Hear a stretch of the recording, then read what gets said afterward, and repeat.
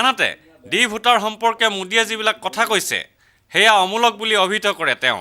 অসমৰ বানপানী, নিবনুৱা সমস্যা, আইন শৃংখলা আদিৰ বিষয়ে মোদীয়ে কি ক'লে বুলি প্ৰশ্ন কৰি মুখ্যমন্ত্ৰীজনে কয়, মোদীয়ে কি ক'লে? না ফ্লাডৰ কথা ক'লে, না ইৰোচনৰ কথা ক'লে, কৈছে আসামৰ কথা তেওঁ কি ক'লে? না আনএমপ্লয়মেণ্টৰ কথা ক'লে, না ইনচাৰ্জেঞ্চি ক'লে গুৱাহাটীত, না ফৰেনাৰ ইছ্যুটো ক'লে। গগৈয়ে লগতে অভিযোগ কৰে মোদীয়ে বৰাক আৰু ব্ৰহ্মপুত্ৰ উপত্যকাক পৃথক কৰিব খুজিছে।